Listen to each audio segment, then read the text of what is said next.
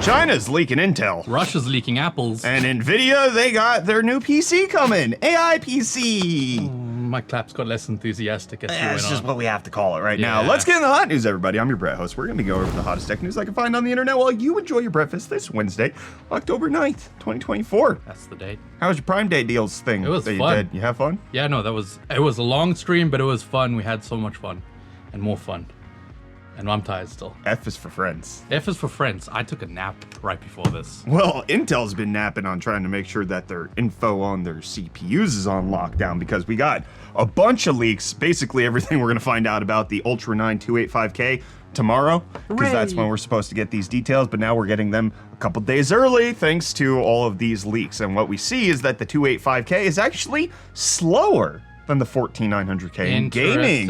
That's something that's coming out from an official Intel slide. 3 FPS slower, but 80 watts less power consumption. I was about to say the power draw. Yes. I can see that immediately being a focal point there. So that got released. They also compared it to the 7950X 3D and the 9950X, which I guess makes sense because those are the high core count ones. 7950X 3D is obviously not the chip that like a lot of people want to compare it to. They want to compare it to the 7800X 3D. They want to know what's going on gaming wise. But compared to that, it looks like the 285K is faster than the 9950X, and it's also faster than the 7950X 3D, but it can be slower in Cyberpunk 2077 by 21%. Oh, hello. That's something to happen. But one of the things to note with all of these benchmarks is that some of the games, at least the ones that have the application for it, is they used Intel's APO or application optimizations, where they kind of configure the E-cores to work, or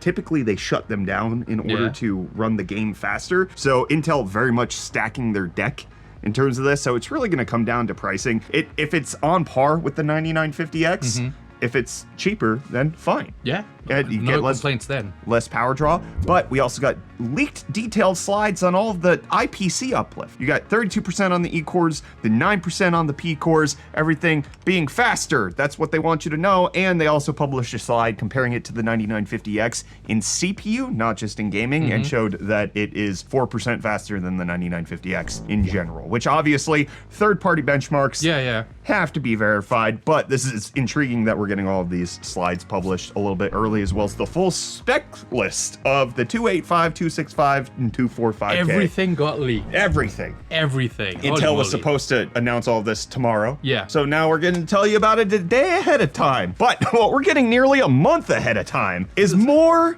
Apple leaks. This is still so wild to me. Like, how? I don't know. I want to know. So we talked in yesterday's episode of Hot News about how a Russian YouTuber with 11 million subscribers did the first public unboxing and testing of an M4 MacBook Pro. And now, another Russian YouTuber has an M4 MacBook Pro. Something happened. Something happened somewhere, but that's not the only thing. Also, retailers allegedly have 200 units of them in stock that people are seeing. These things haven't been announced yet by Apple. They aren't being officially discussed, and yet we're seeing performance that looks about what you would expect out of the M4. It's better than the M3 and it's better than the iPad, but the real story here is what happened. Yeah. Because back with I think it was the iPhone 4, that was the one that got left at the bar back in 2010, North Carolina bar. Apple changed a lot of internal policies because of that, because they didn't want heads are going to roll from this, my guess. I have a feeling Apple's going to be on the warpath to find out what the heck happened here, who was responsible, and like, I feel sorry for them. And as far as I know, Apple doesn't officially export to Russia right now. No. Because of the war. So there's a lot of intriguing things here, or potentially, which is not very likely at this point, this is all some giant social experiment and none of this is real. I don't know. But speaking of social experiment, Reece, can you experiment deals on me? I got you. Give me the deals! And welcome back to UFD Deals, bringing the hottest tech deals out on the internet. Look, it was Prime Day. We had a freaking ton of Prime Day 2024 certified bangers. Prime Day 2, for some reason. It was their big deals day. They typically have to. They did this last year as well. Yeah, but it feels weird. That, you know, it's Prime Day and then not days. Two's a proud number. Shut up. And here are a couple of my favorites from the day, specifically the silicon-powered DDR5 64 gig kit, 6,000 megatransfers at CL30, going for only $134.99. We checked it out, and this is like $50 below any other comparable kit at the moment. This is like an unbelievable deal. I believe it. But then next up, we have all reliable, the Crucial P3 Plus. This 4 terabyte version of the NVMe SSD is going for $199.49, making it 45% off. And then lastly, another one of my favorites from today was this XPEX Speedster Merc 310 AMD Radeon RX 7900 XTX, which is going for only $788.49. People are losing their minds over this one. That's a cheap graphics card. And hey, with that, the deals are done. You can find these and more linked in the video description down below. But until next time, I'm gonna hand you off back to this guy for the rest of your hot news. What are you doing? I want the weeping angels to get me. Ow. Don't blink. Well, Reece, it looks like Nvidia is going to be dealing with MediaTek a little bit more. We're getting more details coming out about their partnership to bring their chips out to a general PC. This is the computer that people were looking at, the Nvidia CPU. They're going to be partnering with MediaTek for it, but potentially might make its way into handhelds. It looks like it's going to be making its way into laptops. They are calling it an AI PC, and it's only expected to come about this time next year, second half of 2025, really? So it's going to take a little while. Okay. But in that meantime, one of the big things that happened this year was Qualcomm obviously working with Windows to get support for AI PCs. ARM processors working well with Windows. It still kind of sucks. Yeah, it's still a little iffy. But Nvidia has a year to wait, and so it could potentially be better on the software side. But one of the big announcements with this is the fact that it's potentially going to come out with major OEM partners of Lenovo, Dell, HP, and Asus, which pretty good, especially if you look at Qualcomm. They had plenty of notebooks available at launch with a bunch of different companies. I got to test from Samsung. I got to test from, I think I had an HP.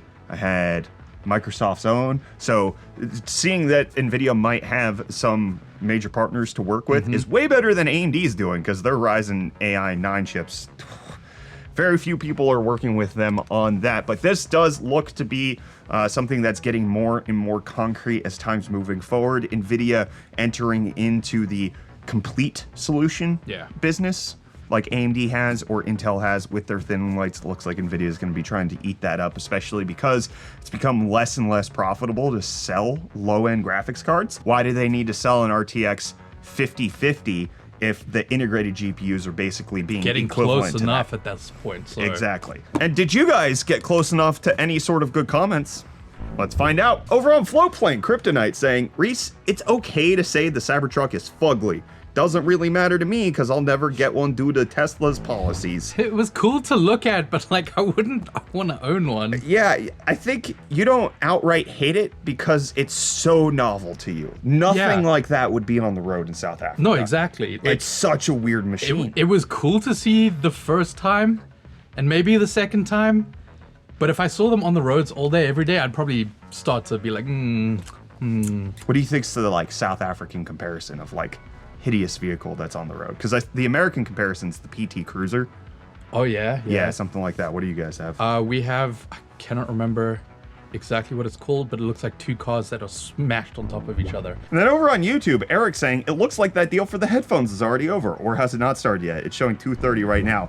It was such a good deal that it sold out before we could even get this episode or yesterday's episode edited. You see, when I'm in South Africa, I'm usually filming the deals like 3 to 4 hours ahead of the time before hot news comes out. I have that opportunity, but now we have to film here like a full day, not a full day, but way more time ahead of time.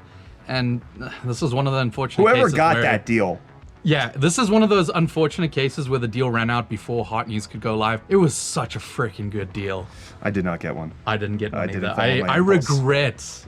Once I saw that the deal was over, I kind of had regrets. I had unbuyer's remorse. Yeah, that's why you go to UFD.deals. Or you can check the Discord. It gets auto-added to that. And we got Mr. Guillotine saying, as long as Brett isn't taking everyone to Pound Town, everything should be fine. Leave that for Bowser and Peach. Charity stream was awesome, by the way. What do you mean by that? What do you mean by that? Huh? What are you saying, brother? And then Flamingo Salad with the all-time comment. Brett told me about this earlier.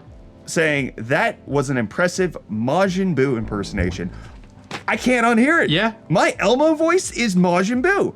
He said he's gonna have candy earlier. I want candy! No, that was a little off there. I want candy! No, I lost it. Now you lost it. I want candy! Earlier in the office, he did it, and it was just like, if I wasn't looking at him, that could have been Majin Buu behind me. Friggin' stage fright is what's happening right now. And then Chaz saying, are you making up prices that don't match the actual price? $130 for those headphones? Where? Again, They were there. They existed. it was real. We saw it. It was for real. It just got sold out. It went bye-bye. Then Crackling Eye saying, the fact that this Apple review came from a place that they cannot even be exported to is the craziest part. First up, Crackling Eye, I hope you're not busy on Friday. You might want to come watch the Twitch stream.